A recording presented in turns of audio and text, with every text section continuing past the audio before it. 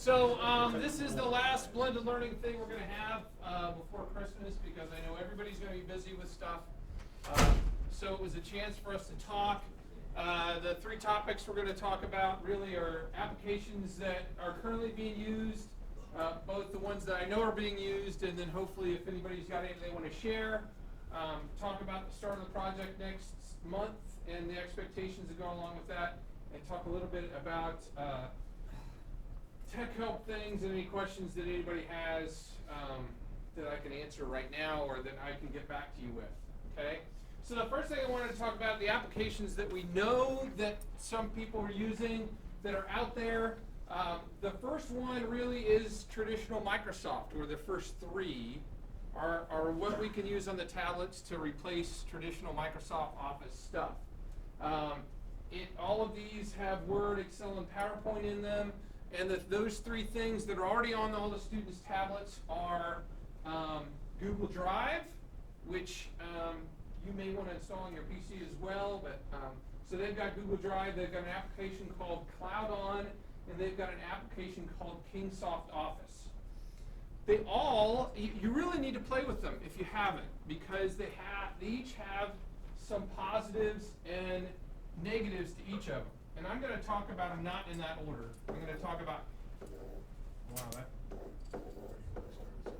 okay, the first one I want to talk about is CloudOn. We'll pretend that's writing. I'm either writing too fast or the computer's too slow. I'm not sure which one. Okay, so the first one is called CloudOn. You may or may not have that on your tablet because we didn't know about it, or it wasn't out back when I did all the tablets in the first place. Since then, we have emailed it out to all the students. And CloudOn is Microsoft Office. Okay? If you use CloudOn, it looks exactly like you're using Microsoft Office. It says it's not something like Microsoft Office. When you open it up, it is Microsoft Office. Okay? Which you would think there's no downside to that. The downside of that is you have to be online to use it. If you're not online, it doesn't work. Okay? So while the kids are here at school, if you're doing a project in the class, CloudOn is great, especially with the keyboard, because it looks like they're just using Microsoft Office on the thing. Is it Wi-Fi only? I was going to say. That's what I'm saying. It's Wi-Fi only. You have to be online to use it. So that's the best thing. If you're just trying to do a traditional project here in school and you want to have a student work on a PowerPoint, you do not have to go to a lab. Yes, it's smaller on the 7-inch tablets, but everything they can do on Microsoft Office in the computer lab, they can do in CloudOn. It links right up to their Google Docs. So if you have they all do have a Google Doc account. When they go into CloudOn, it says, what do you want to link to? And the choices are Google Docs and Dropbox, which is a free online storage that they could set up if they wanted to. And honestly, I can't remember what the third one is, but it doesn't matter. They all have Google Docs. So they'll put in their jyazel@nationaltrail.us, and they'll put in their password, and it'll link straight up their Google Docs. So if they use this one to do something, when they hit save, it saves in their Google Docs, so they can get to it from any other PC anywhere else too, which makes this one, to me, the most preferred one because it is Office, and if you do PowerPoints or Excels or want to do a paper, there should be no transfer of knowledge. New knowledge really there, other than I log on and I make a new one and it saves it up in the cloud. The downside, have to be online. So if they don't have Wi-Fi at home, they can't continue working on their document. Yeah, Heidi. Other downside for Word I've used, and I have the same size as the students, and Word I have no problem with even without the keyboard case.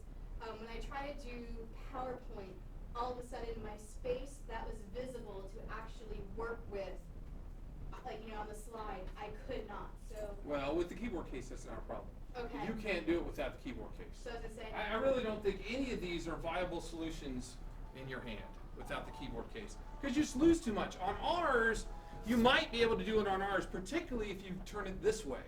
If you turn it this way and you're in CloudOn, the keyboard takes up this much of the space, and you've got pretty much a normal looking screen on a 10-inch one if you've got it up and down like this. But on a kid's, if they turn it up and down, the same thing, but they have a little tiny keyboard. I just don't think any of them work really well without the keyboard case. That's why. It says you have to make an account when I open it. Yeah, you have to, and there's almost nothing in the account. It's just saves your link to your Google Docs. So you just, that's, I forgot to mention that. That's why I didn't know if we use our You can- password or whatever. You can use whatever you want to, because Okay. but once you've done it on the tablet, Yeah. you don't have to put it in again. Okay. It remembers it on that tablet. I guess it's so that if you went to another tablet and you wanted to connect to your account, you Okay. could. So, yeah, the first time with this one, they have to do that. The next one that I said, and I'm gonna skip Drive to last, is Kingsoft Office. Kingsoft Office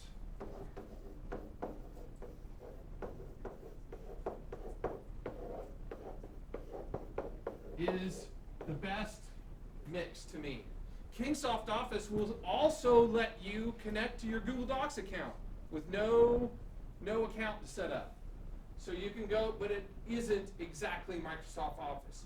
It's very Office-like. So if you're going to do projects that you want your kids to work on at home, this is your answer. Because it does have PowerPoint, Excel, and Word. It does link up their Google Docs. It does say there's stuff in the cloud too, but it also keeps it right here on their tablet.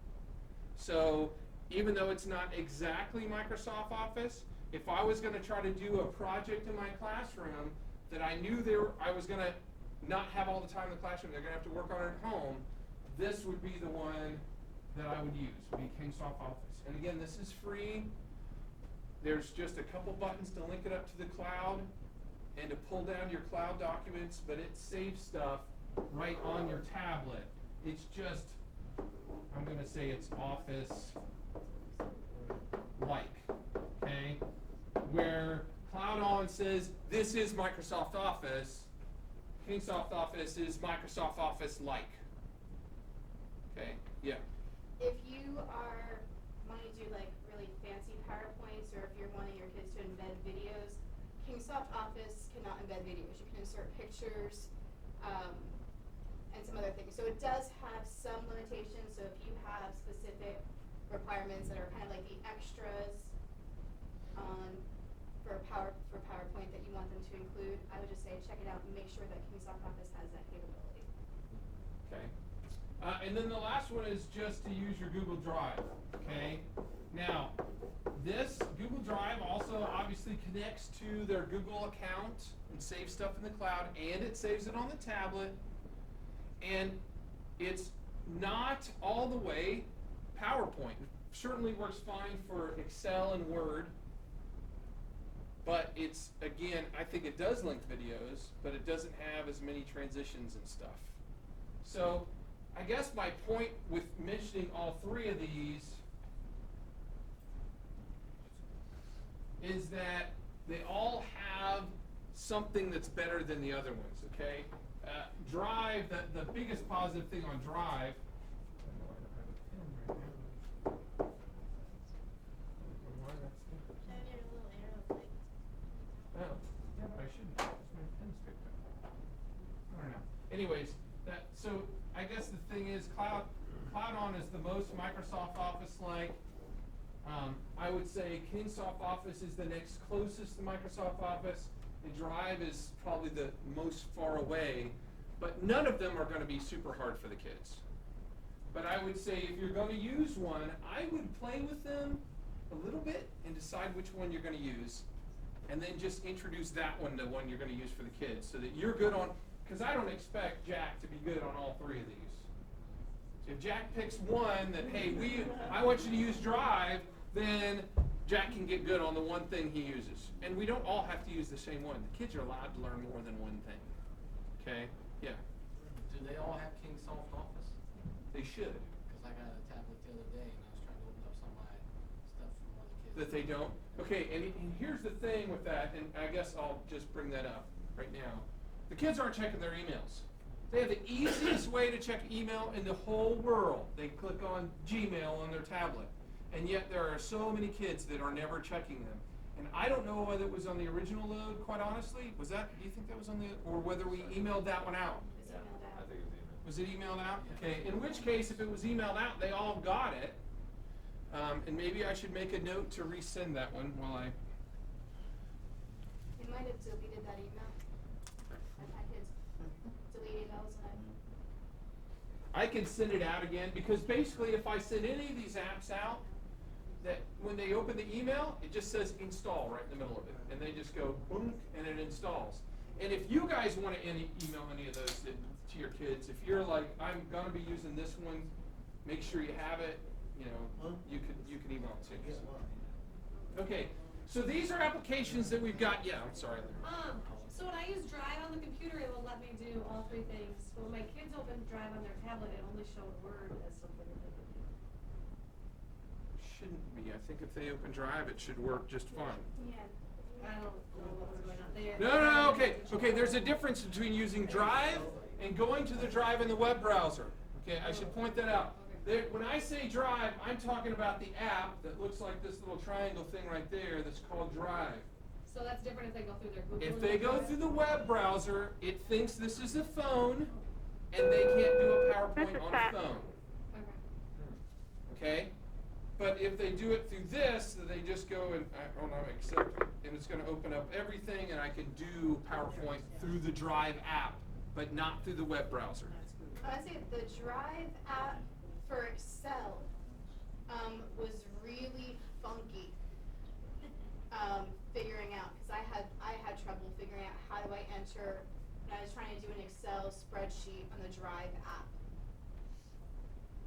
It was like you had Not dropped as easy down. as, No, I would say the other ones are easier.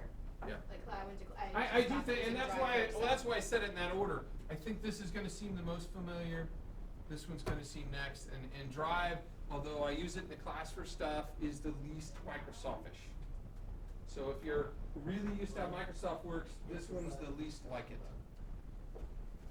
Okay, so that's apps that kind of fit into the traditional projects that you're already doing in class. And then one other application that I know is being used right now is Evernote. If you haven't used Evernote and you didn't make it to the Evernote class that Heidi gave, she disappeared. Oh, okay. That Heidi gave, the class is finally up on our blended learning site, and it wasn't up there before. So Evernote, it lets students and you take notes, record audio files, do drawings. And when I say drawings, I just mean handwritten stuff. It doesn't have to be a drawing. It could easily be a math problem that they do by hand and then share it to you to make sure they know how to do it right. Okay? With Evernote, correct me if I'm wrong, they have to make an account with Evernote, and then they can share it just kind of like Google Docs lets you share with everything.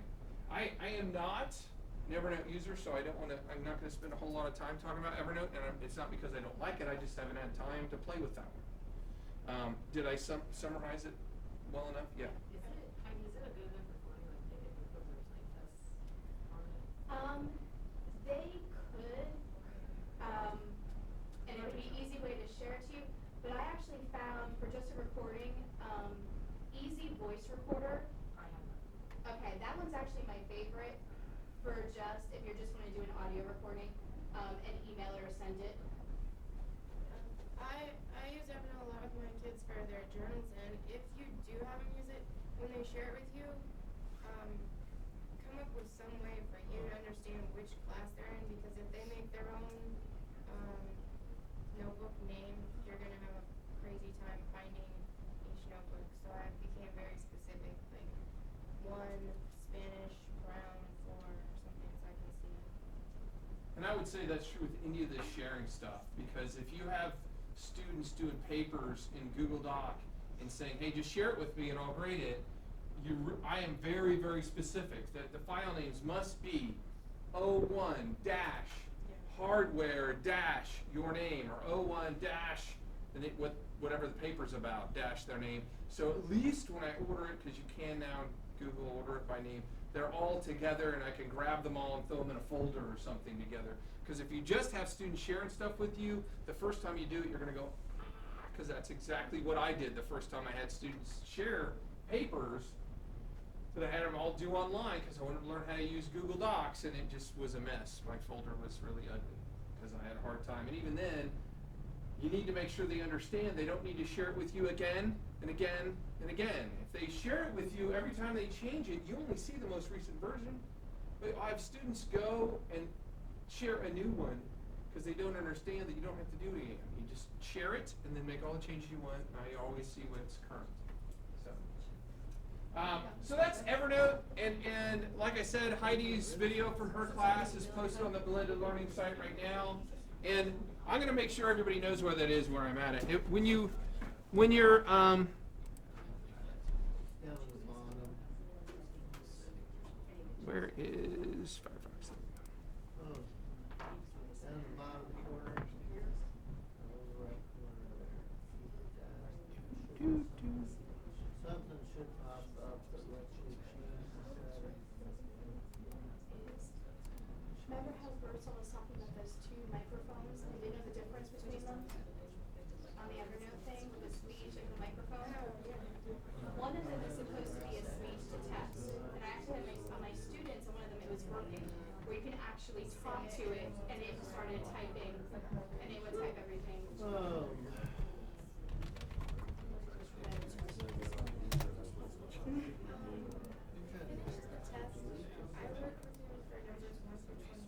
Okay, so if you haven't been here before, in the Blended Learning course, if you click on Blended Learning over here on this side, those are all the Tech Tuesdays on Blended Learning we've done. The videos are all uploaded into YouTube. If they have a project associated with them, you get paid $25 for doing the project.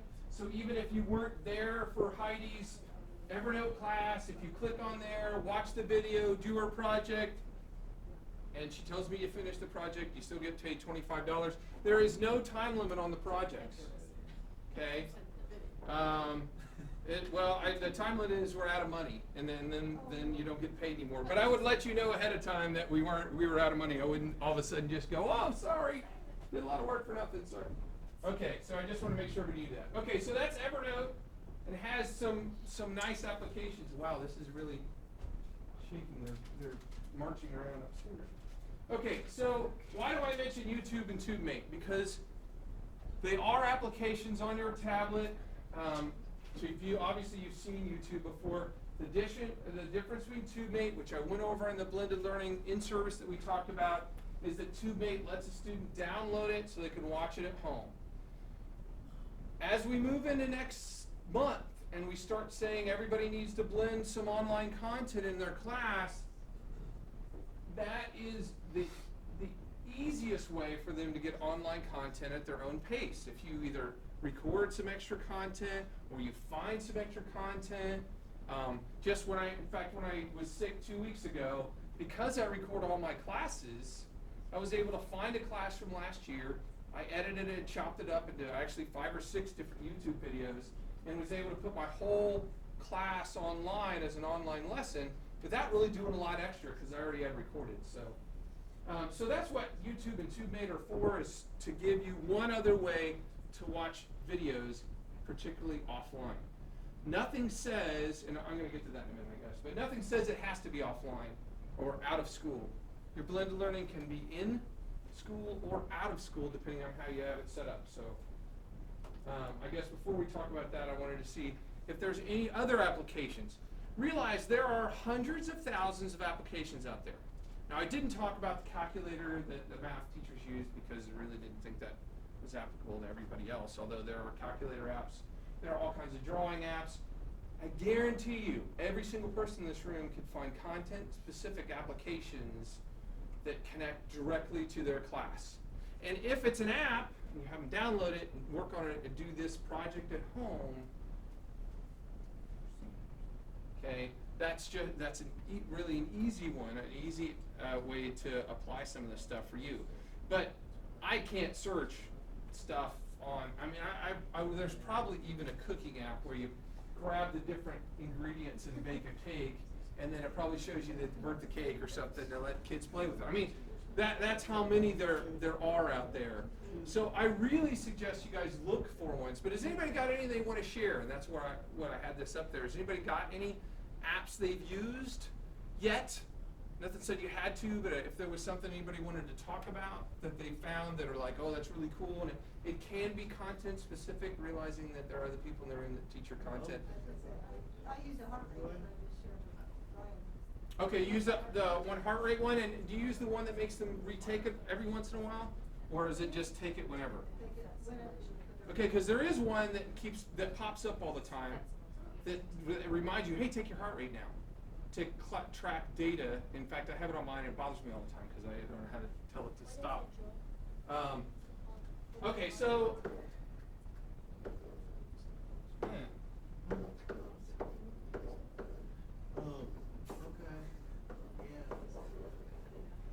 So Joy's got a heart rate one that she's going to use to help kids track their heart rates in PE.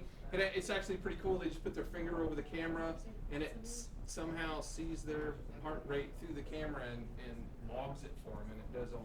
Is that the one you're using, Log It too, Joy, or does it just tell you? It can, but I never log. Okay. I haven't had I guarantee you there's an app out there that you will find. I mean, just like with Lon, do you still teach meteorology? Okay, so the Google Sky one lets them, they can take their tablet and just go like this and they can see all the stars and constellations in the sky from the inside of the room. And there's some really, really neat apps out there if you take the time. I would say that over Christmas, maybe that's what you want to do is just kind of play with your tablet a little bit, okay? And if you don't have one, come and see me. I'll make sure you've got a spare in your room and take the spare home, okay? Which, by the way, if you never got spare power supplies or if you wanted to, I know I still haven't gotten you, and one person asked and never got it. And I will tomorrow, I promise. She's still waiting for spares. Well, I've been waiting for the spare parts to fix some broken ones to make spares, but the LCDs didn't work when I got them. So. Okay, so the next thing I wanted to talk about, does anybody have any application questions or anything? I'm sorry, Heidi. I was going to say easy voice recorder, as I told Julie. I'm really loving that for adding audio to projects, or I've had them use that to create the audio that they're going to put into Movie Maker. If I want them to kind of go through and explain what they know, that's what I'm using Easy Voice Recorder a lot in the classroom, because they can just record something, and then as soon as they hit stop and they're done recording, they can Gmail it straight to you, or they can Gmail it to themselves and then upload it onto Moodle.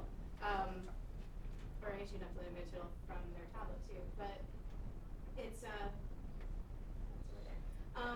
but I've been using a lot to tie into, put it on their PowerPoints, to put it in Movie Maker, to just Gmail it to me. Easy Voice Recorder. Yep, and it's a big green microphone. When you open it up, there's a circle, to record, it turns red. It's really simple. And then I use the Adobe Reader app when I have them open up my textbook, because I can have them go through and mark up, even though it doesn't scroll like Kindle does, but I can have them, I'm having them highlight and mark up and find things. I don't know that Kindle does that. Right, it doesn't scroll like Kindle, but I don't know that Kindle allows you to highlight Kindle a does have PDF. some stuff, but the PDF on Adobe, you can annotate with actually typing text. You can do it with the pen that comes with, there's a pen app part of it. You can also highlight with it. Which, all these things are great things, especially if you made your textbooks digital. Okay, if you found, downloaded, scanned, whatever, if you've made your textbooks digital, what Dan's saying is now the students can take their notes in there, they can highlight stuff, they can do whatever they want to on your textbook using the Adobe Reader app, and they couldn't do that before. There was no way for them to take notes in the book. So if you're still using the book but using the digital one, and you're going over something, Todd's going over something in calculus, and he says, hey, I'm currently on page 22. If you want to take notes on page 22, here's how. And they can take notes right on the textbook. They couldn't do that before. And I want a caveat. or give an aside here. If you found your textbook online, Jody, was your textbook online or did you scan yours? I scanned. Okay. I copied mine. So if you need to do the Adobe reduce file size PDF thing on yours. Yours are ginormous. So they're like they would be 1/4. Will you do if you watch the video on how to do the OCR and do the reduced file size? It makes those files 1/4 the size. And it makes them really small. I know the 8th grade. I think it's the 8th grade kids. It's the 8th grade kids or 7th grade kids you've got. I got the high school and done the same way. Okay. So make sure you do that, because if you don't do that extra step of OCR on them and doing the reduced file size, they're really big. What if you get it from online? You could still do the OCR and reduced file size PDF, even if they were online. It may not make as big of a difference. Is there a thing on, online to show you how to do that? Yes. Okay. Yeah. The thing that takes the biggest amount of time is doing an OCR is when you go to the tools and tell it to recognize the text. All right, find something else to do. Because it's gonna take 5 to 10 minutes. Walk away from it. Okay. All right, and then when you come back, there's a short one after that where you'll do a save as reduced PDF. That goes relatively quick, but the difference is that you can scan it, look at the particular words if you want to. The file's 1/4 the size. And It takes the forever to little open And the if little they tiny don't. tablets, you want the smallest file you can have, especially like for social studies. You have a picture on every page. Yeah. You know, which that gobbles up. You know. And they open way faster. If you haven't done the OCR and reduced file size, they can click on it and they're waiting for a minute for the thing just to show the first page. If you've done it, you click on it, pretty much goes boom. I mean, it really makes a Yeah, and huge especially difference. how download the dumb thing. I have ones that are like, well, I can see it on the internet. And I was Yeah, like, no, I'm making yeah, them, yeah, making just- them.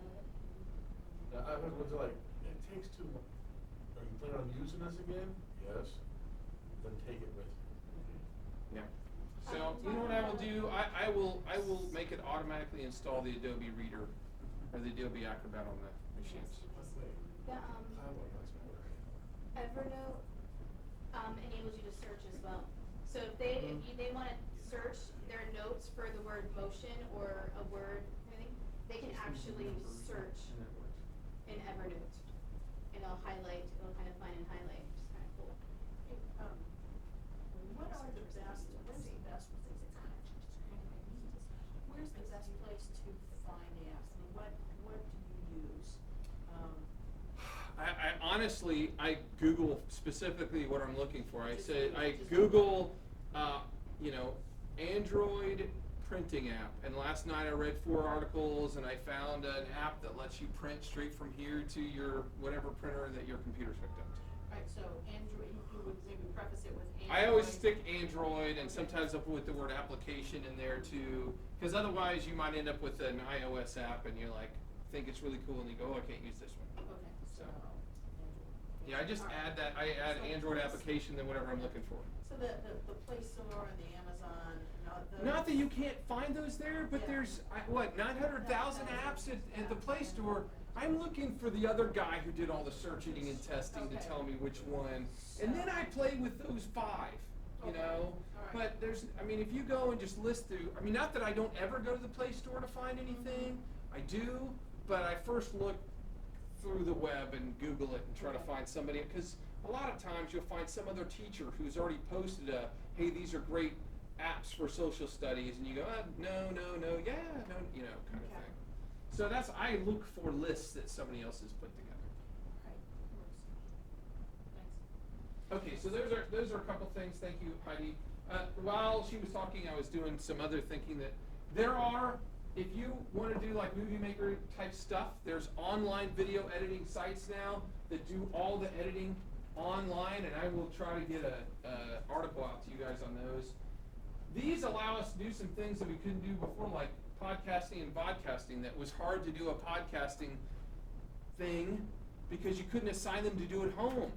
Well, gosh, golly gee, you can now. If you want to say, hey, I need you to do one on this part of the cell, and you have to do one on this part of the cell, and you break up your class so that, every fourth kid is doing a different one, and you have to make a 2 to 5 minute script explaining what that is, and you have to record the audio, and you have to email it to me, and then you can decide which one's best and post them on your Moodle site. So this is now the explanation. If you didn't get what I'm throwing out, I have no terms, whatever.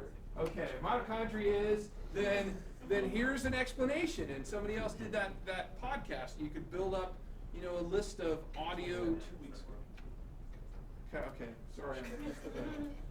And then I wanted to make sure we talked about the online versus digital textbook thing, and Dan brought that up, that gives us something that we couldn't do before. There was no way for them to take notes. But there's some things, some different ways to think about some traditional things that we're already doing. Okay, I don't want to go too long, so I want to get to the next thing. So the grant starts in January. In January, we're supposed to do blended learning, okay?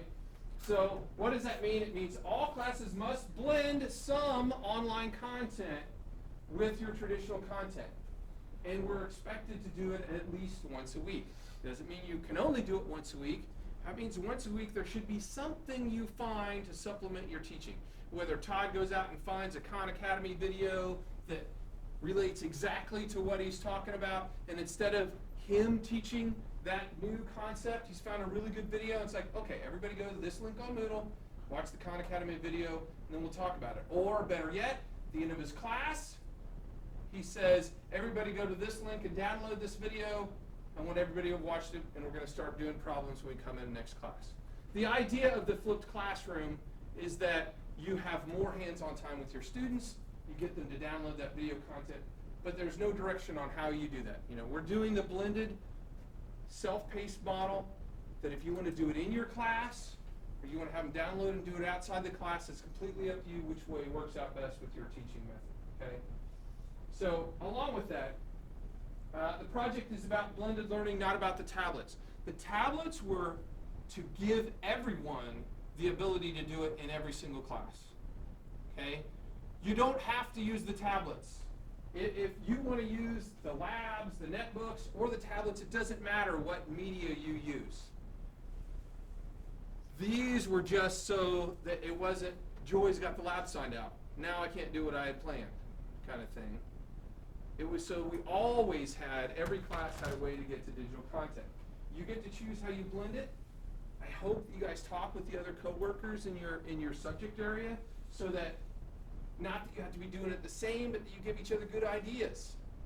Because, Dan and I may have nothing to do with each other in content, but when he goes, oh, I tried this and this worked out really well, I built a Moodle lesson and I put 4 different videos in there and asked questions in between, so that they actually had a 40-minute lesson, but nothing was over 5 minutes in length, and they stay engaged the whole time. And so instead of doing a video of my class when I was gone, they got a bunch of little videos instead, which I think kept them going more than falling asleep with the head on the camera. So anyway, so that was one of the things I wanted to point out. It was about the tablets are about access.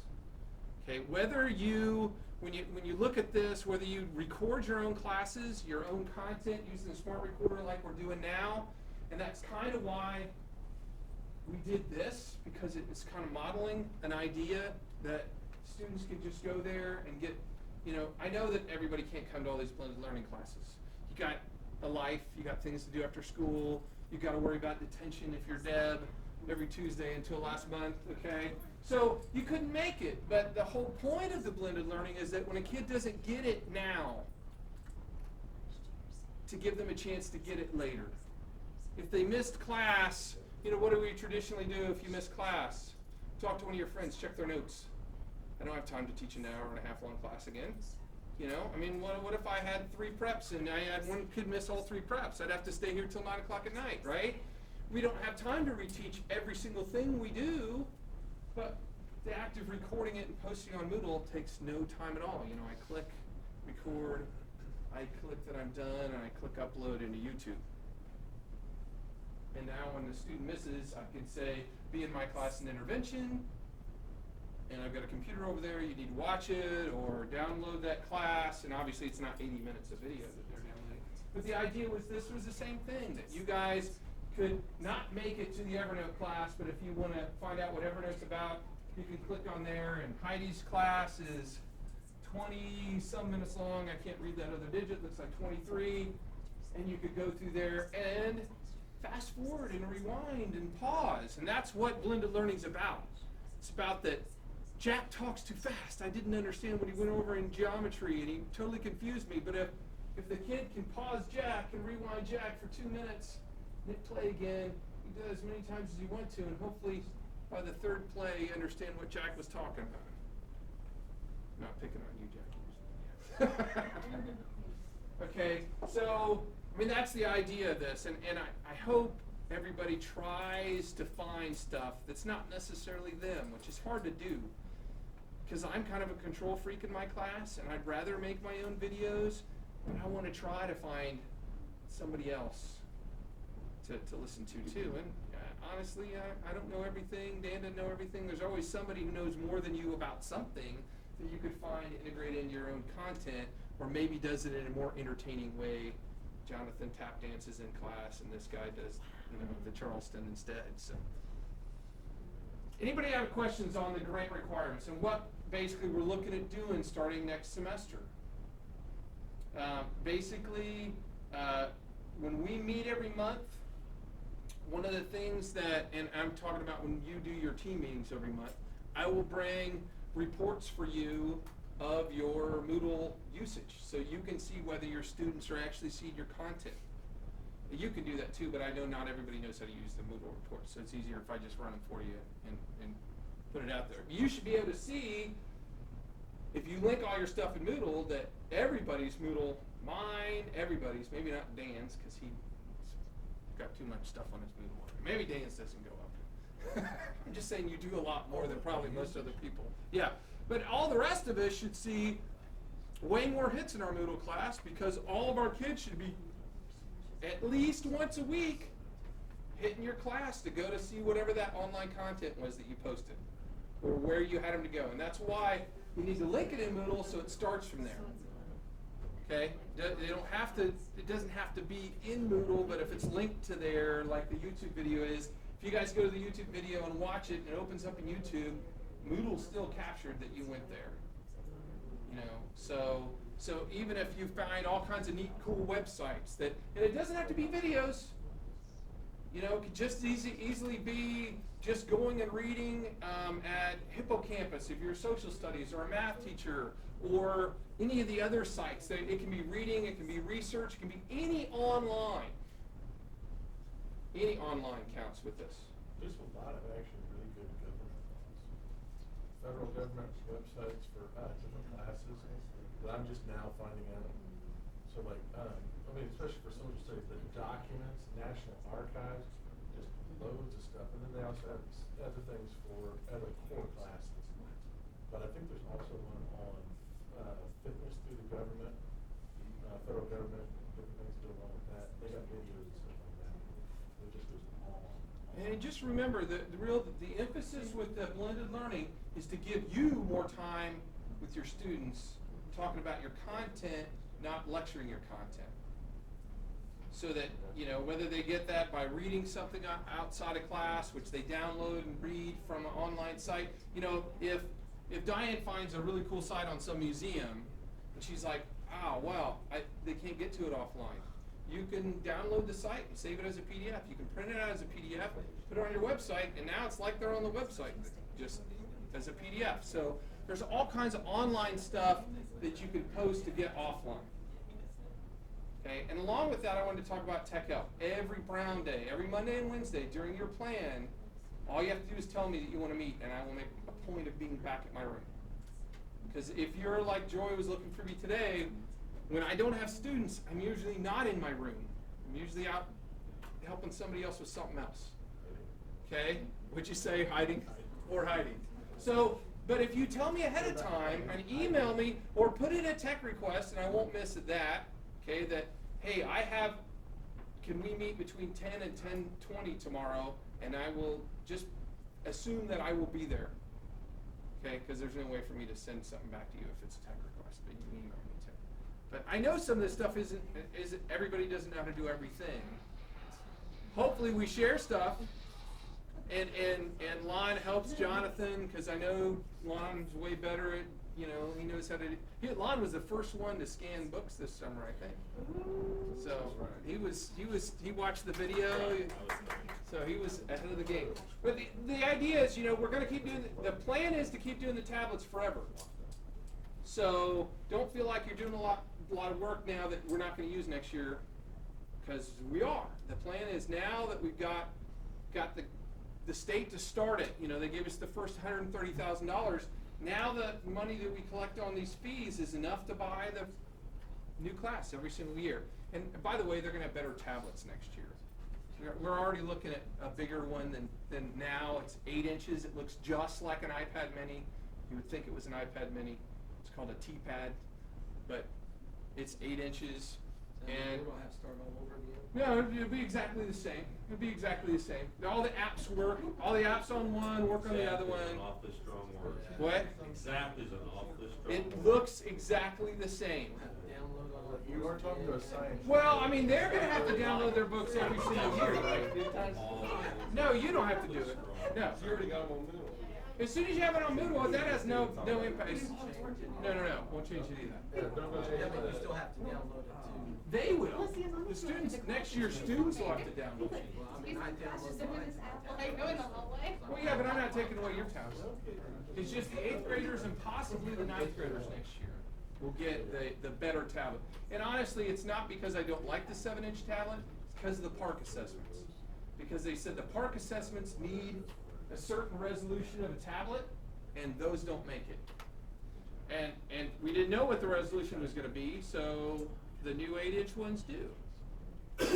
And that's so that eventually, when we do the park assessments, hopefully, you'll be able to just do it in your room. The kids will pop open the tablet and start doing their online testing without us having to schedule the 2 labs and netbook cart that we have. Yeah, and that's why I'm not totally basing anything, because they still haven't even said squat about what they have no test bed or anything on that. So what's going to happen with those? Who knows? I mean, every single tech coordinator in the state is going, what should I buy? Because no one knows what's going to be the right thing. The only number they've stuck with is 1024 by 768 on the resolution, which probably means nothing to most of you, but that's the only thing we know. We don't know if it has to be an Android device, an iPad, a PC, a Mac. We know nothing, and they all will make a difference. So, anybody got any other questions? Any tech help issues that you have come up in your classroom that you're like, this, you know, your kids can't get online, or?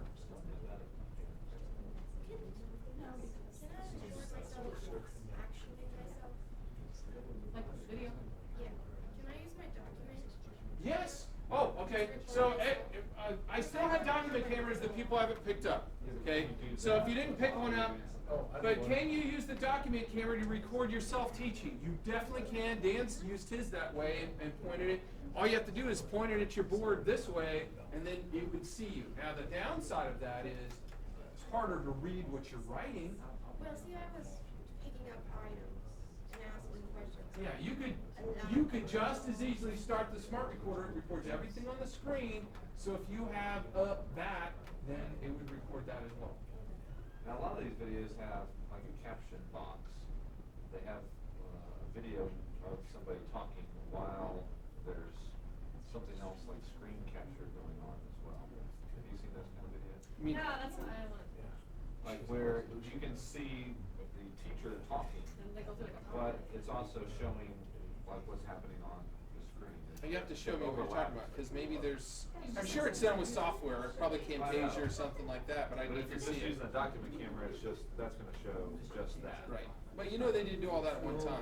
Oh, I know. Probably took, Right, edited. recorded themselves teaching, and then took the PowerPoint, combined it together in video. It would definitely require But more it's at time. the same time.